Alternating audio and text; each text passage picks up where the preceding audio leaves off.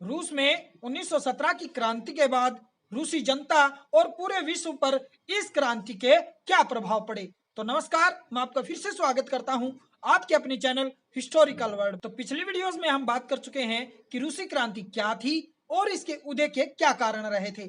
अभी तक आपने उस वीडियो को नहीं देखा है तो लिंक डिस्क्रिप्शन बॉक्स में है, आप उस वीडियो को चेकआउट कर सकते हैं। तो 1917 की यह रूसी क्रांति इतिहास की महत्वपूर्ण घटनाओं में से एक मानी जाती है। इस क्रांति की बदौलत रूस में राजनीतिक, सामाजिक और आर्थिक बदलाव आए, जिसने रूस की दिशा और दशा दोनों को ही पलट कर रख दिया। इस क्रांति का प्रभाव रूस पर ही नहीं बल्कि पूरे विश्व पर देखने को मिला। तो चलिए वीडियो शुरू करते हैं और जानते हैं रूसी क्रांति के प्रभाव या परिणाम क्या क्या थे। तो रूसी क्रांति के प्रभाव या परिणाम, तो सबसे पहले हम बात करेंगे इस क्रांति के राजनीतिक परिणामों की कि कैसे इस क्रांति ने राजनीतिक क्षेत्र को प्रभावित किया। तो सबसे पहला कारण है जारशाही का अंत। इस क्रांति का सबसे पहला और गहरा प्रभाव जारशाही पर पड़ा। इस क्रांति के कारण जार का निरंकुश और अत्याचारी शासन खत्म होने लगा। रूस की जनता जो जार के शासन से काफी तंग आ चुकी थी, तो जैसे ही क्रांति का बिगुल बजा, जनता के मन में जारशाही के प्रति जो गुस्सा था उसकी कोई सीमा न रही और खूंखार क्रांतिकारियों ने निकोलस द्वितीय और उसकी पत्नी जरीना की हत्या कर दी। इन हत्याओं के बाद जार का शासन पूरी तरह से खत्म हो गया। दूसरा कारण है साम्यवादी व्यवस्था की स्थापना होना। जैसे ही जारशाही खत्म हुई, रूसी क्रांति के जनक लेनिन, जो कि कार्ल मार्क्स के साम्यवादी सिद्धांतों से काफी प्रभावित थे, उन्होंने क्रांति के सफल होते ही रूस में साम्यवादी व्यवस्था कायम कर दी। इस व्यवस्था के अंतर्गत राजसत्ता की बजाय देश की बागडोर अब जनता के हाथों में दे दी गई। लेनिन ने अपने भाषणों और लेखों के माध्यम से पूंजीवादी व्यवस्था की कठोर आलोचना की और साम्यवादी सिद्धांतों का समर्थन किया। रूस में नई आर्थिक नीतियां अपनाई गई। साम्यवाद के आधार पर सामाजिक ढांचे का पुनर्निर्माण किया गया। अब सभी नागरिकों को अक्षमता और योग्यता के आधार पर कार्य और वेतन दिया गया। तीसरा कारण है रूस का महायुद्ध से बाहर होना। सन 1914 में प्रथम विश्व युद्ध की शुरुआत हुई। जार निकोलस द्वितीय ने अपनी इच्छा पूर्ति के लिए इस भयानक युद्ध में भाग लिया। इस युद्ध में रूस के 20 लाख सैनिक मारे गए और युद्ध में ज्यादा मात्रा में खाद्य सामग्री भेजे जाने के कारण देश में खाने के सामान की कमी हो गई और जनता भूख से तड़पने लगी। इसलिए रूसी जनता युद्ध की समाप्ति चाहती थी। 1917 में जैसे ही जारशाही खत्म हुई, तब लेनिन ने 3 मार्च 1918 को जर्मनी के साथ ब्रेस्ट लिवेस्क की संधि करके युद्ध को समाप्त कर दिया। जैसे ही रूस युद्ध से बाहर हुआ, देश में फैली अराजकता खत्म हो गई और देश अब उन्नति की ओर बढ़ने लगा। चौथा कारण है पूंजीवादी राष्ट्रों की नाराजगी।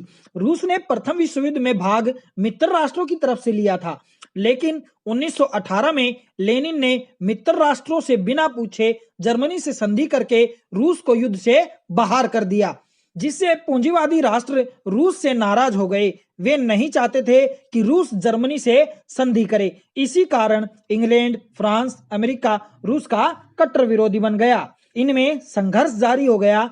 आज भी पूंजीवादी और साम्यवादियों में संघर्ष जारी है। पांचवा कारण है पूंजीवादी राष्ट्रों का डर और उनकी प्रतिक्रिया। पूंजीवादी विश्व में रूस पहला ऐसा राष्ट्र था जिसमें समाजवादी क्रांति सफल हुई थी। इसलिए यूरोपीय पूंजीवादी राष्ट्र रूस से डरने लगे। वो क्यों डरने लगे? क्योंकि प्रथम विश्व युद्ध के कारण पूंजीवादी राष्ट्रों में आर्थिक और राजनीतिक अशांति फैली हुई थी। उन्हें अब इस बात का डर लगने लगा था कि कहीं रूस से प्रेरणा पाकर उनके यहाँ भी मजदूर आवेश में न आ जाएं और कोई क्रांति न कर बैठे। जब बोल्शेविकों ने विश्व में समाजवादी विचारों का प्रचार किया, तो पश्चिमी राष्ट्रों का डर और भी बढ़ने लगा। लेनिन ने अपनी पुस्तक imperialism the highest stage of capitalism यानी साम्राज्यवाद पूंजीवाद की चरम सीमा में लिखा है कि पूंजीवाद और समाजवाद एक साथ नहीं रह सकते और अंत में समाजवाद ही विजयी होगा। लेनिन, ट्राटस्की आदि साम्यवादी विचारकों ने कहा कि रूस की क्रांति तब तक सुरक्षित नहीं हो सकती जब तक यूरोप के कुछ प्रमुख राष्ट्रों में मजदूर क्रांति नहीं होगी। जब साम्यवादी विचारकों ने ऐसी ऐसी स्टेटमेंट दी तो पूंजीवादी राष्ट्र तिलमिला उठे और उन्होंने पूंजीवादी व्यवस्था को बचाए रखने के लिए उन्होंने प्रतिक्रिया स्वरूप रूस के खिलाफ कार्रवाई करनी शुरू कर दी। प्रतिक्रिया स्वरूप पूंजीवादी राष्ट्रों ने सोवियत सरकार को मान्यता प्रदान नहीं की। 1918 से लेकर 1922 तक रूस के गृह युद्धों में भी उन्होंने भाग लिया ताकि बोल्शेविक सरकार को खत्म किया जा सके।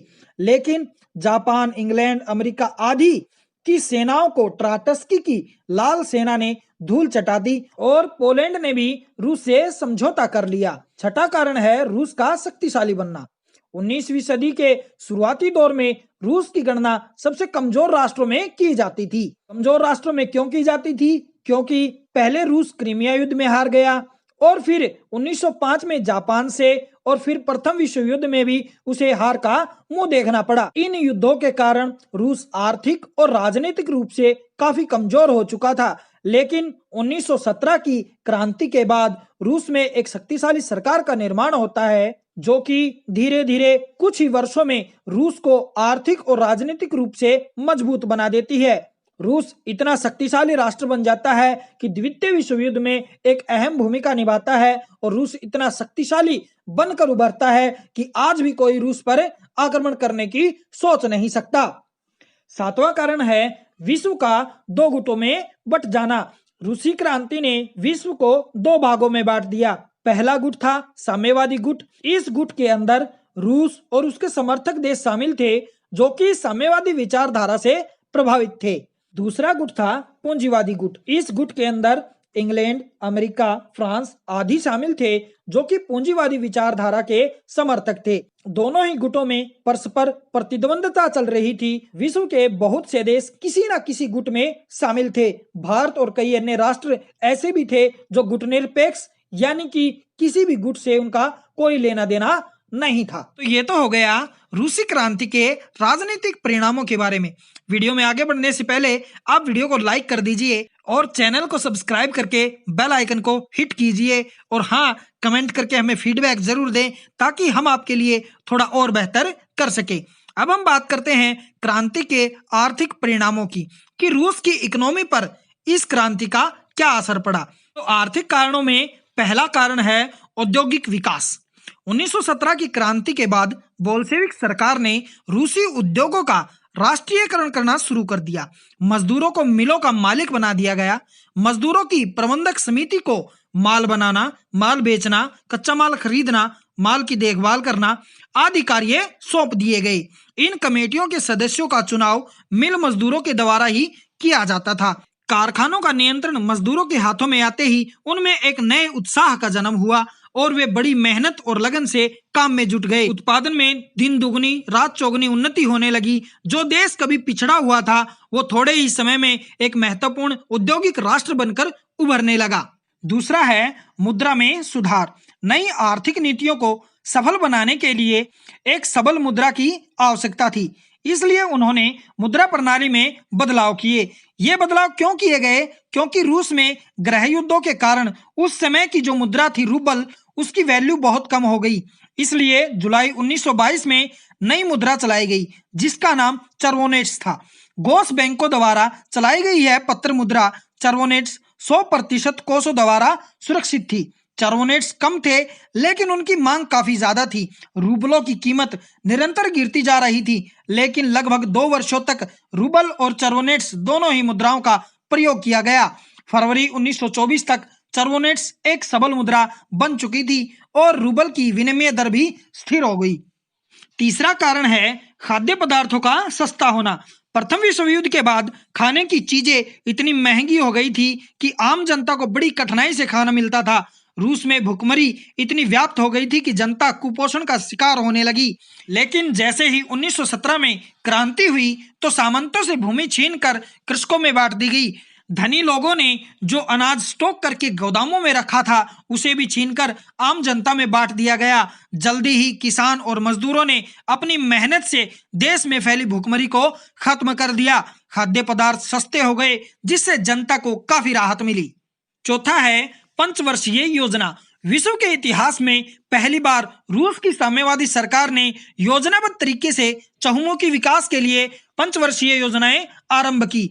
लेनिन के बाद जोसेफ स्टालिन, जो कि बाद में रूस के कर्ता धर्ता बने, उसने रूस की प्रगति के लिए 1925 में योजना आयोग की स्थापना की। जोसेफ स्टालिन ने सेकेंड वर्ल्ड वॉर तक 3 पंचवर्षीय योजनाएं लागू की। पहली योजना जो कि 1928 से 32 तक और दूसरी योजना जो 32 से 37 तक लागू रही। तीसरी योजना सेकेंड वर्ल्ड वॉर शुरू होने के कारण पूरी नहीं हुई। इन पंचवर्षीय योजनाओं के माध्यम से उसने रूस का औद्योगिकरण, कृषि का सामूहिकरण और मशीनीकरण और यातायात साधन निर्माण में काफी सफलता हासिल की।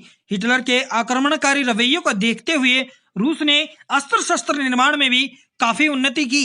रूस शीघ्र ही एक निर्माणकर्ता राष्ट्र बनकर विश्व के नक्शे पर उभरने लगा। ये तो थे इस क्रांति के आर्थिक यानी इकोनॉमिकल प्रभाव। अब हम देखेंगे कि इस क्रांति का रूसी समाज पर क्या प्रभाव पड़ा।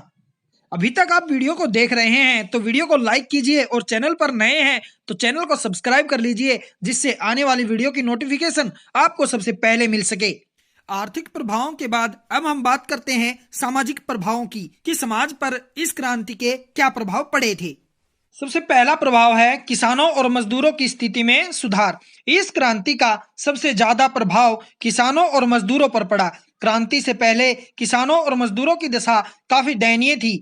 मजदूरों को कम वेतन पर मिलों में कोहलू के बैल की तरह 14-14 घंटे 16-16 घंटे काम करवाया जाता था। पूंजीपति उनका हर तरीके से शोषण कर रहे थे। तो अब बात करें किसानों की, तो किसानों की हालत तो और भी खराब थी। वे सर्दी गर्मी में हल जोतते और फसल पैदा करते, लेकिन कड़ी मेहनत के बाद भी उन्हें भरपेट भोजन नहीं मिलता। लेकिन कहते हैं कि भगवान के घर देर है अंधेर नहीं। 1917 की क्रांति के बाद सर्वहारा वर्ग की जीवन शैली पूरी तरह से बदल गई। मजदूरों को मिलों का मालिक बना दिया गया। 1922 में श्रमिक संहिता के द्वारा मजदूरों को कई लाभ दिए गए, जैसे 8 घंटे का काम करना, 2 हफ्तों के वेतन सहित छुट्टियां, बीमारी के वक्त बीमा, शिक्षा तथा स्वास्थ्य सेवाएं आदि। किसानों के जीवन को भी बेहतर बनाने के लिए कई योजनाएं चलाई गई, जैसे कृषि का सामूहिकरण और मशीनीकरण, जिसके अनुसार किसानों को जरूरत के हिसाब से जमीन और मशीनरी दी गई। इस प्रकार सरकार ने किसानों और मजदूरों को मजबूत करके देश को भी आर्थिक रूप से मजबूत कर दिया। दूसरा है वर्ग संघर्ष का पतन। औद्योगिक क्रांति के बाद रूसी समाज में पूंजीपति और मजदूर इन 2 श्रेणियों का उदय हुआ। पूंजीपति हमेशा से ही अपने फायदे के लिए मजदूरों का शोषण करते रहते थे। दूसरी तरफ मजदूर वर्ग इनके अत्याचारों से तंग आ चुका था। 19वीं सदी तक यह संघर्ष कायम रहा, लेकिन क्रांति के बाद कारखानों और उत्पादन के साधनों का राष्ट्रीयकरण करके पूंजीपतियों को समाप्त कर दिया गया। पूंजीपति वर्ग के समाप्त होते ही यह वर्ग संघर्ष भी समाप्त हो गया। तीसरा है समानता की स्थापना। रूसी क्रांति के फलस्वरूप रूस में पूंजीपतियों, कुलीनों और भूपतियों का अंत हो गया तथा किसानों और मजदूरों का समाज में प्रभुत्व कायम हुआ। सदियों से चली आ रही ऊंच नीच, अमीर गरीब की भावनाओं का खात्मा हो गया और समाज में समानता की भावना का जन्म हुआ। चौथा प्रभाव है शिक्षा प्रणाली में सुधार।